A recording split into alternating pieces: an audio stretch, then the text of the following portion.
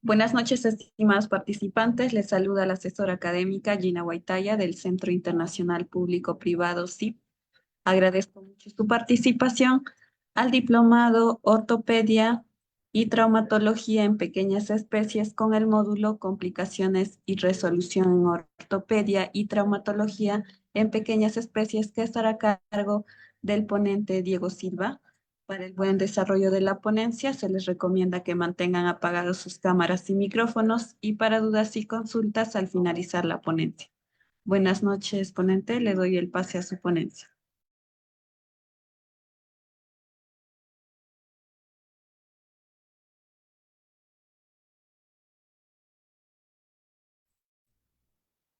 Bien, muy buenas noches con todos y cada uno de ustedes. El que les saluda, el ingeniero zootecnista Diego Fernando Silva Díaz. Y bueno, vamos a hablar el día de hoy un tema que es bastante interesante, ¿no? La farmacología y las complicaciones anestésicas que se pueden presentar en en pequeños animales, ¿no?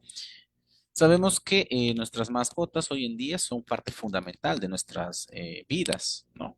Son parte fundamental, son un miembro más de la familia, los consideramos muchas veces como si fuese un hijo o el hijo que de repente aún no tenemos, por ahí que nos sirve y nos va educando un poco a prepararnos de repente para ser padres, ¿no? Entonces, es fundamental saber de que dentro de un proceso quirúrgico va a haber utilización de medicamentos, en este caso anestésicos, que pueden hacer que se compliquen las cirugías que se están generando. Para ello, nosotros lo que tenemos que buscar es un poco darle solución a darle solución a esas complicaciones. Para ello tenemos que ir conociendo un poco cuál es, de manera general, cuál es el comportamiento que tenemos entre el fármaco y el organismo, ¿no? No todos los fármacos reaccionan de la misma forma en diferentes organismos, ¿no? Un organismo obviamente va a tener un proceso de reacción no propio del mismo organismo y otro organismo va a tener otro tipo de reacción. Es decir, de que no muchas veces es el problema o la dificultad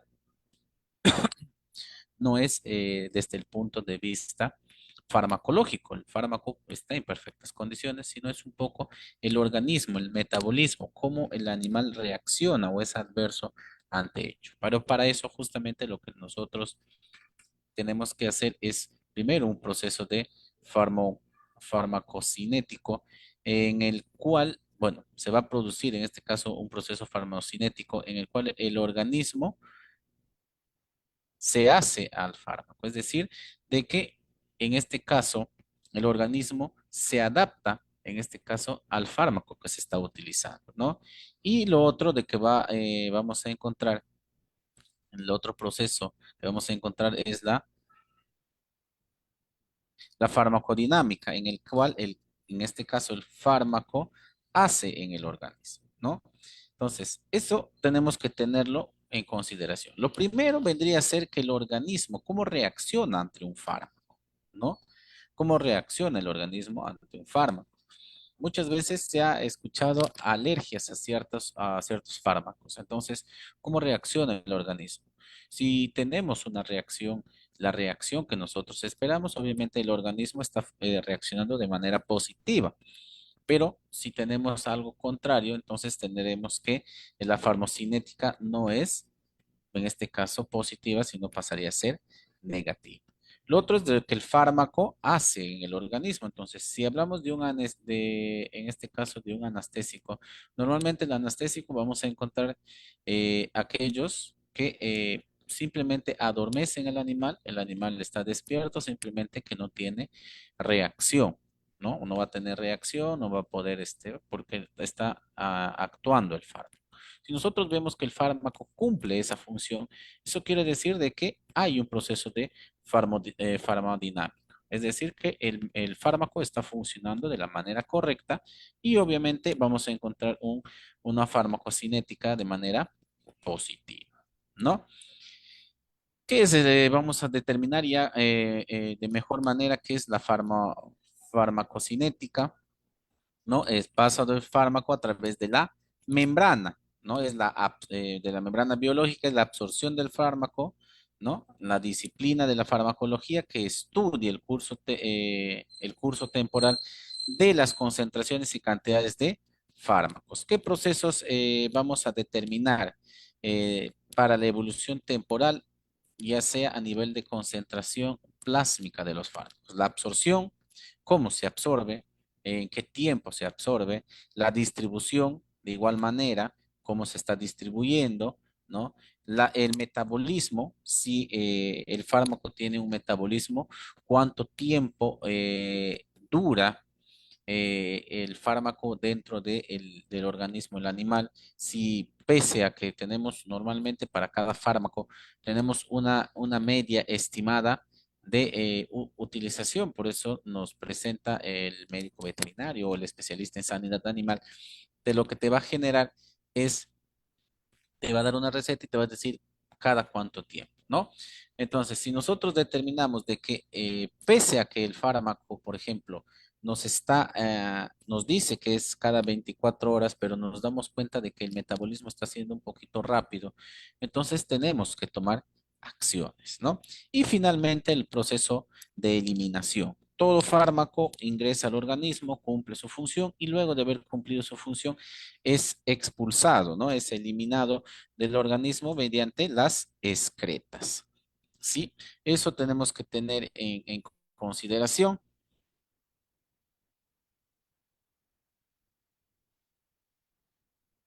Y eso tenemos que tener en consideración con lo que respecta, en este caso, a lo que es farmacocinética, ¿no? ¿Qué es la absorción? La absorción en este caso, ¿no? Es el sitio en donde cual yo voy a hacer la aplicación. ¿Cuáles son las zonas de aplicación a nivel de nuestros animalitos? Tengo el subcutáneo, muscular, intravenosa, oral, etcétera, etcétera, ¿no? En este caso también tengo sublingual, rectal, ¿no? Tópicas, es decir, donde está el contacto, ¿no? Entonces, independientemente del sitio de aplicación, la circulación sistémica va a tener ciertos factores que van a influir, ¿no? ¿Qué características tenemos en el fármaco? Las vías de administración tenemos que tenerlas claras, ¿no? Porque a partir de ello, nosotros lo que vamos a generar es justamente por dónde vamos a hacer la suministración. Vamos a tener enteral, ¿no?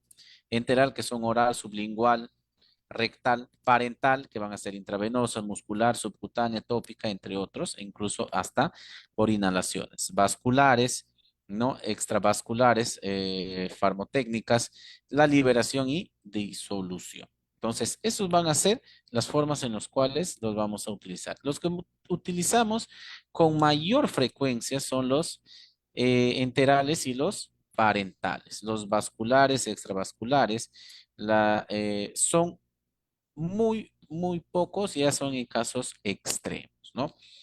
Hablamos de la fisiología y esto también es importante para un proceso de absorción. La edad es un proceso que es un factor que se tiene que tener en consideración. A cuanto más temprana edad, la absorción puede ser más rápida. A mayor edad, la absorción se vuelve un poquito más lenta, ¿no? Efecto de primer paso, es decir, efecto que nosotros vamos a determinar luego de la aplicación. Independientemente, cada vía de administración tiene aproximadamente un tiempo prudente para empezar a ver, digamos así, qué efecto está causando el fármaco en el animal, ¿no? Y la superficie de absorción, obviamente dependiendo de dónde la apliquemos, la absorción va a ser mucho más rápida o más lenta. Por ejemplo, a nivel oral, sublingual y rectal, la absorción es lenta, ¿no? Y a nivel parental, a nivel intravenoso, es lo más rápido que nosotros podemos tener. Intramuscular es medianamente rápido, subcutánea de igual manera. ¿Ya? La biodisponibilidad. ¿Por qué hablamos de biodisponibilidad? No hablamos de la velocidad y cantidad de fármaco inalterado que llega a la circulación sistémica y está disponible para producir un efecto de repente de absorción, liberación, eliminación presintética o efectos en primer caso, hígado, intestino, etcétera, etcétera, ¿ya? Entonces, ¿a qué nos vamos con temas de biodisponibilidad? ¿Cuánto de lo que ingresa del fármaco está haciendo efecto? Entonces, por eso es fundamental los procesos de dosificación, ¿sí? Por decir, yo tengo que me está ingresando, eh, no hago un cálculo adecuado y lo que estoy generando es que estoy suministrando de repente mayor cantidad y obviamente que lo que el animal necesitaría, entonces estoy perdiendo, ¿no? Entonces, ese es el detalle. Para eso es fundamental hacer una buena para tener una buena biodisponibilidad del fármaco, lo que tenemos que hacer es una buena dosificación, pesar a nuestro animalito, no nos cuesta nada pesar a nuestro animalito, ponerle en una balanza, tener el peso exacto, calcular con precisión y poner la dosis que le correspondería. Muchas veces pensamos que nuestro ojito o que nuestro método de tanteo es el más adecuado, pero sin embargo de repente estoy lejos del peso que requiere y lo que me va a generar más adelante es un proceso incluso de resistencia a cierto fármaco, ¿no? ¿Qué tenemos que tener en consideración? Las características físico-químicas del fármaco, es decir, la solubilidad, la permeabilidad, ¿no? La disolución de los fármacos, cómo están disueltos, si es en excipientes acuosos o excipientes aceitosos, ¿no? La permeabilidad, ¿no? Es decir, obviamente va a depender de la solubilidad, porque va a ser en este caso la permeabilidad el tiempo que pueda demorar de pasar hacia la membrana, por medio de la membrana hacia el interior de las células.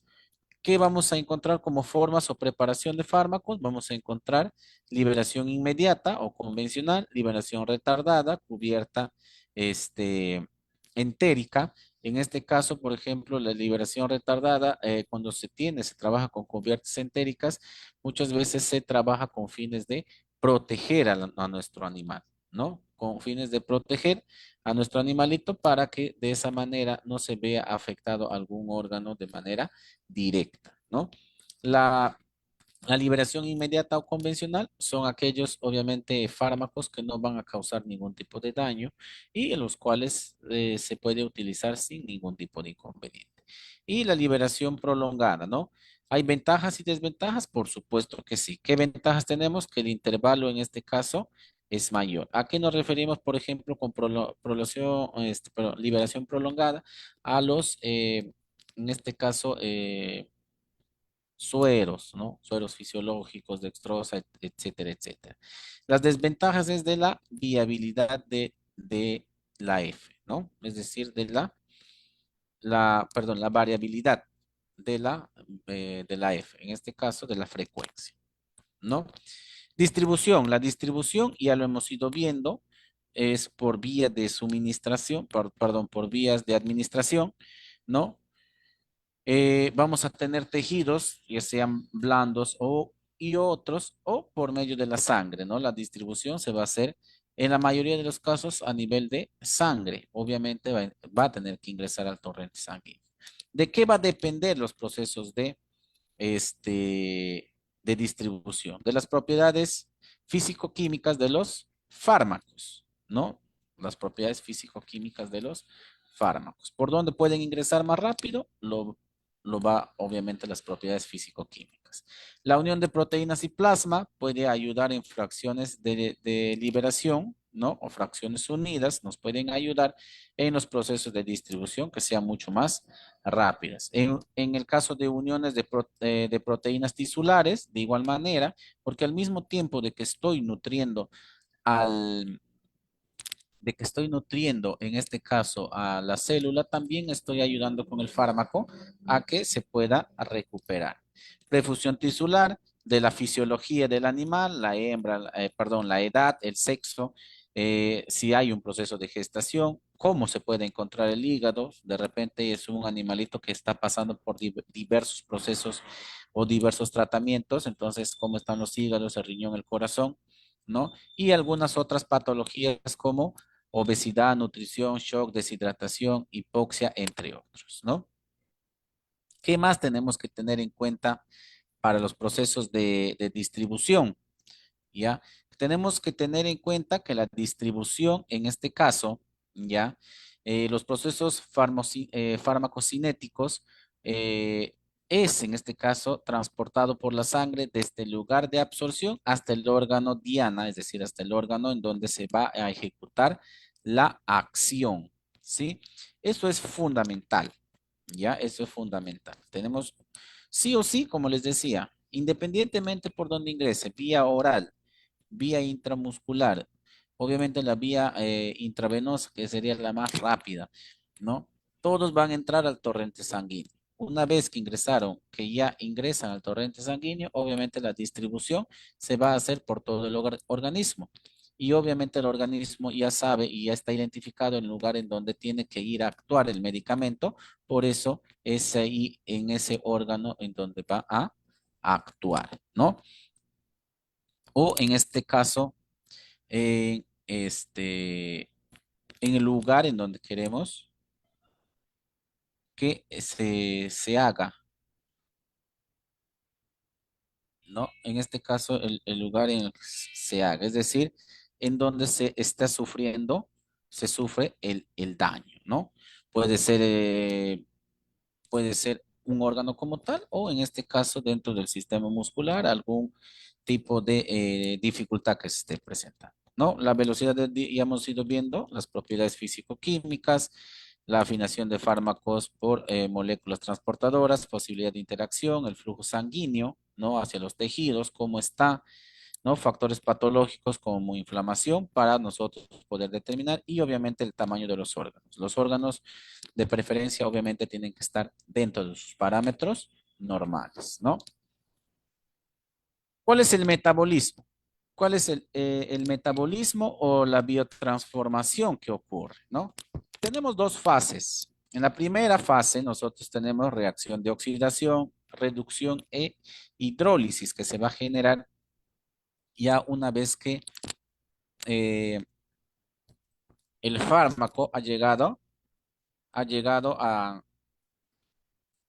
al lugar en donde tiene que hacer el trabajo de recuperación.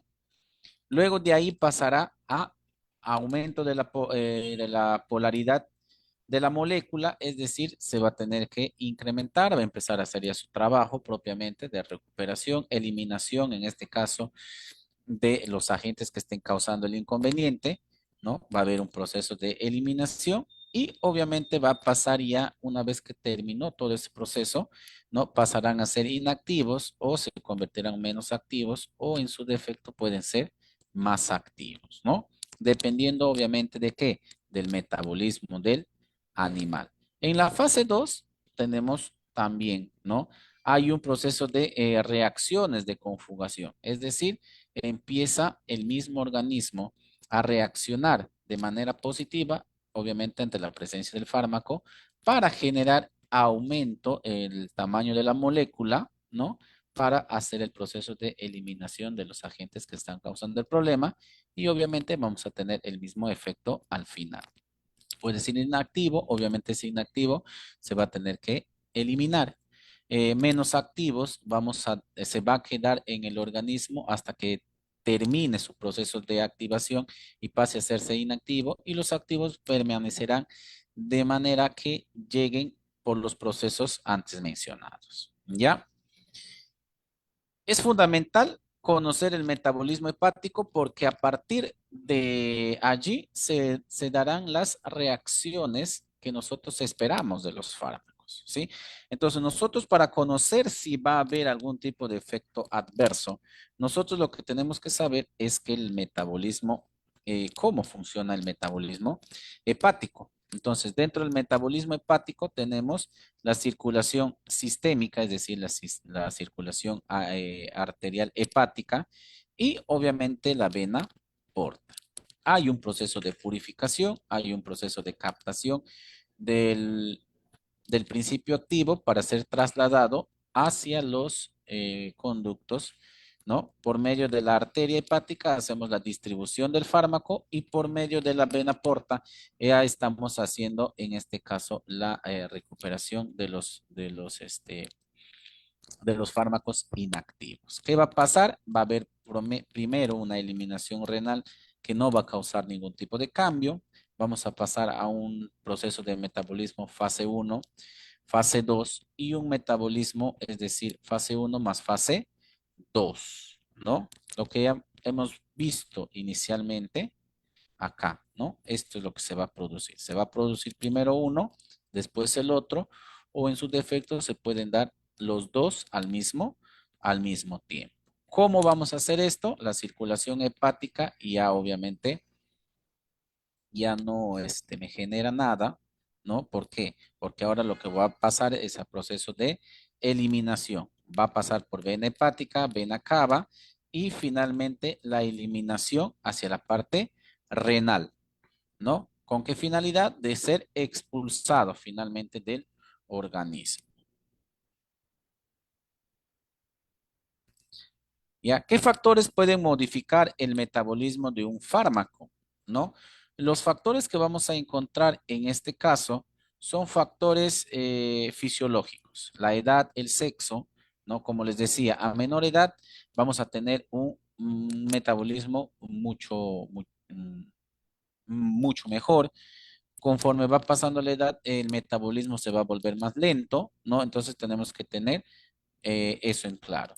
Patologías que puedan afectar el hígado. Acá tenemos que considerar mucho, como son animales pequeños, siempre lo primero que vamos a tener que revisar al momento de o antes de iniciar un tratamiento o hacer la aplicación de anestésicos es determinar cómo se encuentra el hígado. Si el hígado está en perfectas condiciones, dentro de los parámetros normales, obviamente no vamos. Es un indicador de que las posibilidades de riesgo que se puedan presentar complicaciones disminuirán. Pero si hay algún tipo de inconveniente con el hígado, esto vamos a tener que manejarlo de una manera de hacer un proceso de dosificación mucho más preciso, ¿no? O en su defecto empezar a utilizar fármacos que sean de metabolismo rápido y que nos permitan trabajar de mejor manera, ¿no? La unión de proteínas plasmáticas también puede ser, es probable de que al proceso de hacer la unión o cuando tenemos esta unión, a nivel de metabolismo se pueda, dependiendo qué tipo de proteínas utilizamos, podamos de que haya un buen metabolismo o disminuye el metabolismo. Y en algunos casos, inhibidores o inductores enzimáticos, ¿no? Inhibidores son sustancias o fármacos que reducen el metabolismo del otro, aumentando su concentración, pudiendo llegar a niveles tóxicos, ¿no? Es decir, inhibidores tenemos que ver, por ejemplo, de que el animal, si bien es cierto, ya entró en un proceso quirúrgico, mm, es probable de que tengamos que ver de que no se haya utilizado ningún fármaco antes de por lo menos 24, dependiendo del fármaco, entre 24 y 48 horas, no se haya utilizado ningún fármaco que cumpla esta función de ser inhibidora ante un anestésico, ¿no?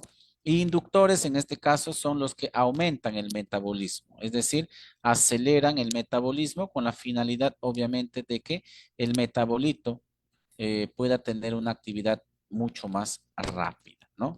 Y en caso de que exista, por decir, metabolitos que están mediana o con baja actividad, estos se activen y puedan trabajar, ¿no? Efecto de primer paso se entiende en este caso al paso hepático, ¿no? El metabolismo farmacológico es absorbido eh, en primera instancia a nivel gastrointestinal, llegando al hígado por la vena porta y se metaboliza antes de llegar a la circulación sistémica, ¿no? Entonces, eso es lo que tenemos que tener en consideración. ¿Cuál es el proceso de eliminación? Ya el proceso de eliminación es el proceso por el cual el fármaco, en este caso inalterado y sus metabolitos son expulsados del exterior del organismo, ¿no? Son eliminados de la concentración de sangre y de tejido, ¿no? Con ayuda, obviamente, del órgano excretor, en este caso los riñones, ¿no? La vía de eliminación posee dos mecanismos distintos de secreción, en este caso la filtración glom- glomer- glome- glomerular y la secreción tubular activa, ¿no? cualquiera de ellos, igual el metabolito se va a tener que eliminar. Todos los fármacos, los metabolitos filtrados se eliminan, ¿no? Todos automáticamente se eliminan. Llega un momento en el cual, por eso tienen periodos de retiro con la finalidad justamente de evitar algún tipo de acción, ¿no? Entonces, eso tenemos que tener en cuenta. La eliminación, como les decía, el flujo sanguíneo, glomerular filtrado, este es y empieza ya el proceso de eliminación, ¿no? Secreción tubular, ingresan hacia el torrente sanguíneo, ¿no? Y los que ya no, el 99% de los glomurales es reabsorbido y concentrados en fármacos que aumentan en el túbulo, ¿no? Entonces, los que todavía tienen cierta actividad o alguna, sea pequeña la actividad, pasan a ser reabsorbidos, obviamente, para que el organismo lo mantenga con la finalidad de continuar, ¿no? Con el proceso que se está generando. En este caso, proceso anestésico, ¿no? Ahora, ya hasta ahí vamos viendo un poco cómo es el mecanismo de cómo funciona este proceso fármaco-organismo, ¿no? Ya hemos ido determinando eso. Ahora lo que vamos a ver ya son los anestésicos o los tipos de anestésicos que vamos a encontrar. Primero vamos a encontrar los anestésicos inhalados, ¿no? Estos anestésicos son por vía pulmonar, se absorben por medio de gases o líquidos volátiles. Esta absorción se realiza por difusión pasiva a favor de una gradiente de concentración, según las leyes de los gases, ¿no?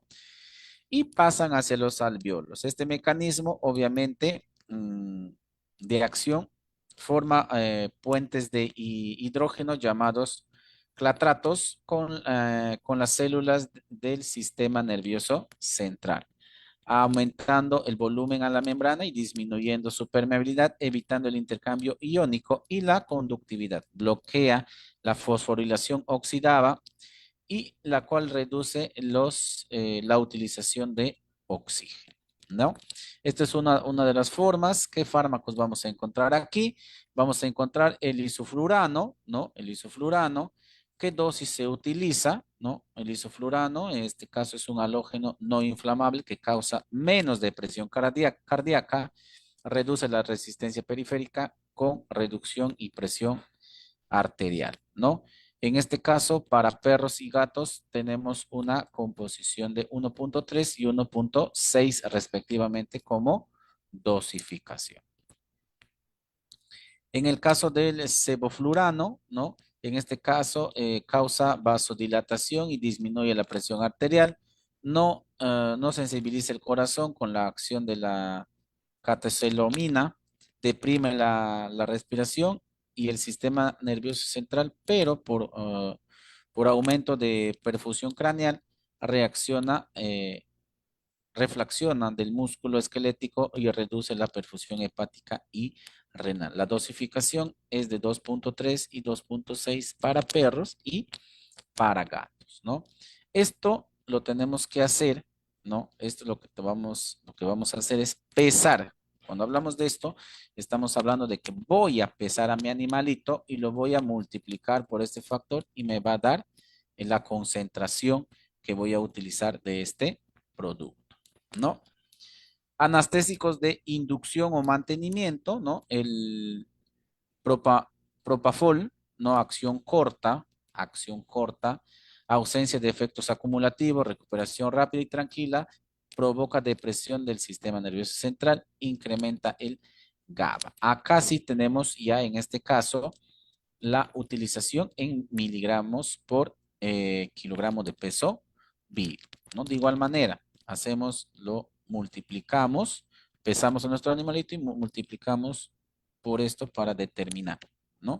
Qué cantidad en miligramos y obviamente después lo voy a transformar a centímetros para determinar ¿qué es lo que voy a hacer? De 2 a 5 miligramos por kilogramo de peso vivo a nivel intravenosa y de mantenimiento, es decir, mientras se va generando el proceso de la cirugía, voy de 0 a 0,3 miligramos por kilogramo. Entonces tengo que ir calculando. ¿Por qué? Porque este es de acción rápida, es decir, su efecto tiene un tiempo limitado. Y si quiero y deseo, tengo mayor tiempo, lo que voy a hacer es, obviamente, ir aplicando de acuerdo a la necesidad, ¿no? ¿Qué efectos adversos puedo tener? Disminuye la actividad sinular y el reflejo varoreceptor, carece de actividad agólica, tiene efectos y hipotensores, no altera el patrón respiratorio, produciendo apneas, no produce analgesia, produce anesis, disminuye la presión intraocular, no altera la función hepática y renal. Indicaciones, no tiene efectos analgésicos, se recomienda combinarlo con eh, apiazos, ¿no? Apiezos. Entonces, esto, o sea, quiere decir de que simplemente cumple la función de anestésico. Luego de que ha pasado su tiempo determinado, no tiene un proceso de analgésico, es decir, de hacer de que el animal pueda soportar el dolor, por eso se tiene que hacer un proceso de combinación, ¿no? De inducción y de mantenimiento, ¿no? Agonistas de los receptores de glutamato, N, N-metildiaspertato, ¿no? En este caso, la ketamina. Yo personalmente utilizo este producto, digamos que es mi fármaco favorito, ya les voy a decir por qué, ¿no?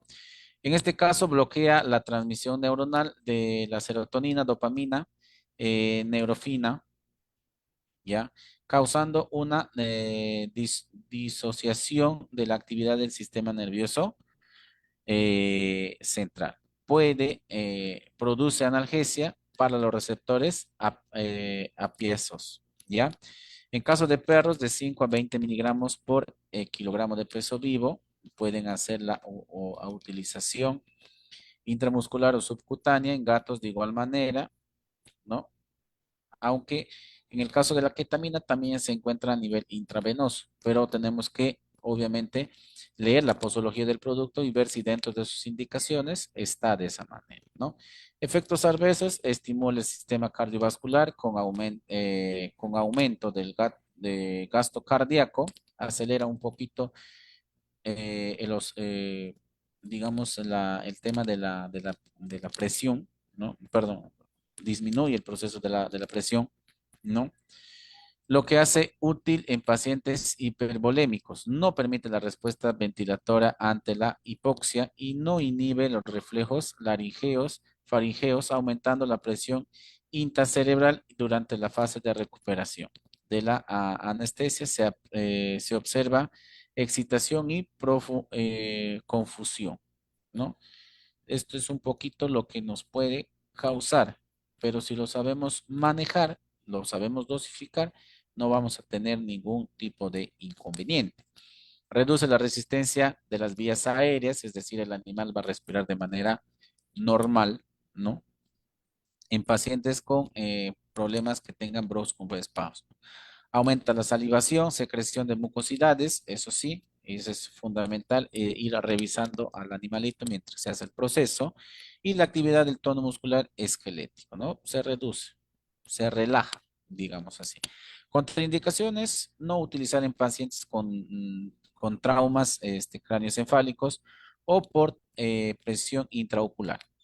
Efectivamente, no emplear en pacientes con alteraciones oculares, ¿no? Así que si tenemos un animalito que está en perfectas condiciones y solamente vamos a hacer la cirugía, para mí es el mejor fármaco. Pero si ya tengo dificultades con animalitos que tienen problemas visuales o problemas, algún tipo de traumatismo a nivel de cráneo, entonces esto no es la mejor opción. Ya, no es la mejor opción, tendrá que tomar, obviamente podrías utilizar el profanol, por decir, ¿no? Que también es un efecto rápido. Este también tiene un efecto rápido, ¿ya? ¿A qué nos referimos con analgésicos o manejos de dolor apiacenos? ¿No? En este caso son fármacos que tienen receptores apioides y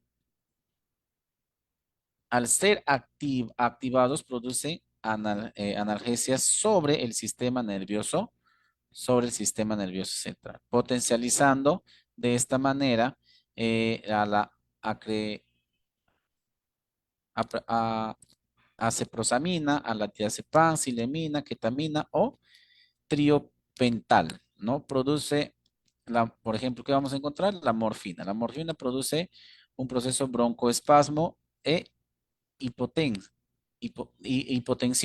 ¿no? En la utilización en perros de 0,3 a 3 miligramos por kilogramo de peso, ¿no? Vía oral. En el caso de mi subcutáneo intramuscular intravenoso de 0,1 a 0,6 miligramos por kilogramo de peso vivo. En caso de gatos, 0,1 miligramos por kilogramo de peso vivo subcutáneo o intramuscular, ¿no? La mepedimina actúa más rápido que la morfina. El estreñimiento y la retención urinaria son poco frecuentes, ¿no? Ahí tenemos digamos, un punto a favor de repente comparándolo con la morfina. Su metabolismo puede acumularse y causar estimulación en el sistema nervioso central. La utilización de 2 a 10 kilogramos en animales, en cualquier especie, intramuscular o intravenoso. El fentanilo más potente que la morfina y de acción más rápida, ¿no? Tenemos la utilización de 0,03 a 0,1 miligramo por kilogramo de peso vivo. Como ustedes se dan cuenta, es mucho más rápido. La hidromorfina, la dosis de 0,05 a 0,1 miligramo por kilogramo de peso vivo, vía oral, intramuscular o intravenoso. Analgésicos de manejo de dolor, es decir, antiinflamatorios del tipo no esteroideo. Vamos a encontrar al cartoprofeno, la fluoxacina o glumina, ketoprofeno, que para mí en este nivel es el que siempre elijo, el meloxicam también, ¿no? Y la dipirona. Entonces, tenemos casos de coprofeno para enfermedades agudas o crónicas con artritis para perros. Ahí está la dosificación. La diapositiva se los voy a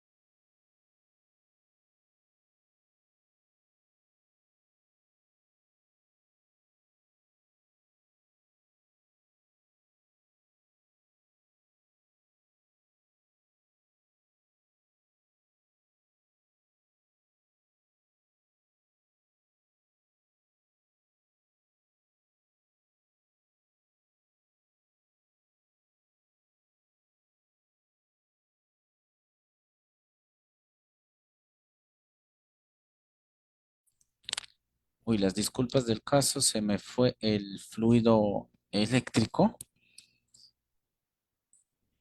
Se me fue el fluido eléctrico. A ver, si por favor me dan para ir ya concluyendo. Si me dan por favor para poder compartir. Se me fue el fluido eléctrico por un segundo. Ok. Se me fue por un pequeño desfase electrónico. Se apagó el Wi-Fi. Bien, entonces nos quedamos acá. Ya, entonces ahí teníamos en este caso lo que era la meglumina, ¿no? El ketoprofeno es muy bueno para intervenciones ortopédicas o dolores agudos y crónicos que puedan causar nefrotoxicidad para perros en el caso de dolor agudos, ¿no? Es muy buen, no solamente analgésico, sino también un muy buen antiinflamatorio, ya que está muy cerca al caso del meloxicam. Y la dipirona, que para mí son de los tres que normalmente utilizo con mayor frecuencia, ¿no?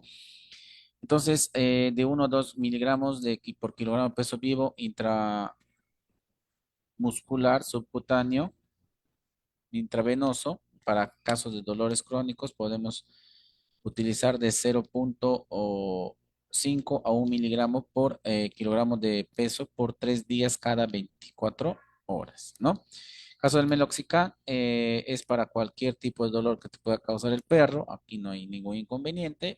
1,1 miligramos por kilogramo de peso vivo, intravenoso intramuscular cada 24 horas, 1 miligramo por kilogramo de peso vivo en el caso de los gatos. Y el segundo día se disminuye a 0,5 y es la utilización cada 24 horas. La dipirona solo posee efectos analgésicos, más no antiinflamatorios. Los perros y gatos, hablamos de en este caso para problemas de dolor, ¿ya? 28 miligramos por kilogramo de peso vivo intravenoso cada 12 o 2, de 8 a 12 horas. Efecto analgésico 20 a 18 miligramos por kilogramo intravenoso cada 12 horas, ¿no? Estamos hablando en este caso de un procesos quirúrgicos que se van a generar. ¿Qué problemas vamos a tener o qué complicaciones? ¿No? Durante la inducción de fármacos vamos a tener problemas de depresión anestésica a nivel del sistema nervioso central, pero también se puede presentar a nivel del sistema cardiovascular o respiratorios o cardiorrespiratorios, ¿no? ¿Qué complicaciones? A nivel de cardiovascular vamos a encontrar brandiarritmias, traquearritmias, arritmias ventriculares y hipopresión, es decir, va a bajar la presión. A nivel respiratoria, hipoxemia, hipercapnia, apnea y aspiración. Otros problemas, hipotermia, recuperación prolongada o disfóricas y reacciones anafilácticas o filactoides, ¿ya? Eso es lo que se va a presentar. ¿Qué más? Para las complicaciones que vamos a tener que hacer, se caracteriza en este caso porque los ritmos cardíacos empiezan a cruzar con frecuencia cardíacas menores de 40 a 50 latidos por minuto, ¿no? En el caso dependiendo obviamente de las razas, ¿no? Hasta de latidos por minuto, de 140 en el caso de gatos. No, de perros y gatos 140 latidos por minuto, ¿no? ¿Qué tenemos que tener en consideración? ¿Qué es lo que vamos a encontrar, mejor dicho? Tenemos que hacer, en este caso, estimulación vagal por manipulación quirúrgica, aumento del tono vagal por causas farmacológicas, ¿no? Tenemos que tratar de compensar con algún otro fármaco que nos ayude, en este caso, como activadores, ¿no? Profundidad excesiva del plano anestésico, hipotermia, es decir, el animal va a empezar a tener procesos de frío, y hiperpotasemia, ¿no? Y reflejo de Cushing en pacientes con aumento de presión intracraneal. ¿Qué es lo que vamos a hacer? en este caso vamos a empezar a utilizar anticolinégenos, atropina o glicopirato. Lo que sigue de ello vamos a hacer, vamos a determinar en este caso una causa, ¿no? El cual está generando que se está generando obviamente por el proceso. Tenemos que hacer una correlación de la causa descendente, es decir, ya tratar de, en este caso, de concluir ya con la cirugía lo más pronto posible, empezar ya a acelerar los procesos, hacerlo un poco más rápido. Administración de fármacos como naloxona o yaimbrina, ¿no? Correlación y la correlación, o lo que vamos a ver a partir de es la correlación de hipotermia, correlación de la hipotasemia y la reducción de la presión intracraneal, ¿no? Una vez que nosotros hacemos esto, vamos a empezar a corregir. Vamos a empezar a corregir todo lo que se ha empezado a presentar. ¿Ya? Bueno, este es para el caso de bradiarritmias, esto para traquearritmias, de igual manera, ¿no? Vamos a empezar a ver que los latidos en este caso van a empezar a cursar, van a ser mayores, van a pasar de los latidos normales, en el caso de los perros y gatos, que están entre los 130 a 150 aproximadamente, van a pasar a sobrepasar los 200 latidos por minuto, ¿no? ¿Qué causas vamos a tener? Vamos a tener una estimulación del sistema nervioso simpático, plano anestésico superficial, hipotensión, hipovolemia, hipoxemia, anemia, hipertermia, dolor, hipoglucemia. ¿Qué tratamiento vamos a generar? Control en este caso, del déficit del volumen intravascular. Vamos a utilizar vamos a tener que hacer procesos de vasodilatación, proporcionar analgésico, profundizar el plano analgésico, es decir, mejorar el plano del dolor y la administración de oxígeno, ¿no? Porque los procesos son a nivel de tráquea y obviamente se va a generar algún inconveniente respiratorio que tenemos que controlar. Sí, hasta aquí lo que vendría a ser la parte expositiva. Si hay alguna duda o consulta, lo podemos hacer en este tiempo. Si si somos un poquito rápidos porque a las 8 también tengo otra actividad. Sí, por favor.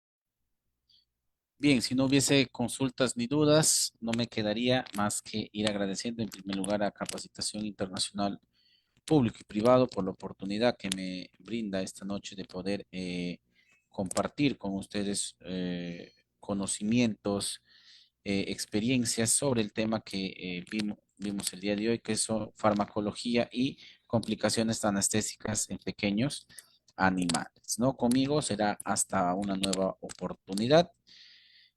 Esperando que esta noche haya sido de su completo agrado. Muchísimas gracias a los que han participado en este evento. Éxitos y bendiciones. Buenas noches. Hasta otra nueva oportunidad. Gracias.